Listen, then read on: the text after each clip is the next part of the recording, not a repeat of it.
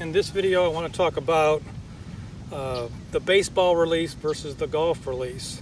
So many people that pick up the game of golf later in life, if they played baseball, played a lot of softball, then one of the things that we have always found is they don't really understand how to release the golf club properly, because they use a baseball release to play the game of golf.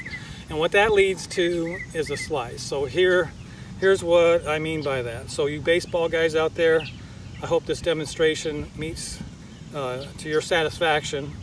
But basically what you're going to see with when someone's hitting a baseball, when they're making contact with it, the back of the left hand for a right-handed batter is going to be up towards the sky.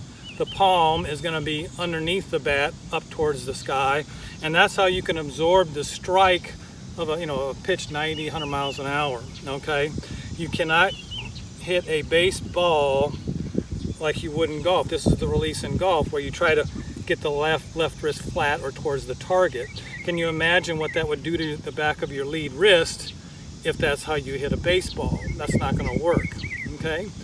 So baseball players that start playing the game of golf, what they end up doing is they come into impact and they have the back of the left hand up towards the sky, right hand under, and that will usually send the ball out to the right. So if I grab a golf club and demonstrate more of a baseball release using a golf club, it's going to look something like this, and the face is going to be open and out to the right.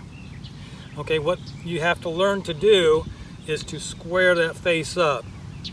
Okay, and there's a lot of little ways to do that, which will eventually get you, but that's what we're trying to do, is to square the face up with the lead wrist nice and flat. Until we get that understanding and you get that concept in your mind, it's very, very difficult to get rid of a slice. So once the ball starts slicing to the right, inevitably what you're going to end up doing is, if the ball's going to the right, it makes sense to kind of get the club out here and at least swing to the left so the ball has a chance to stay in the short grass.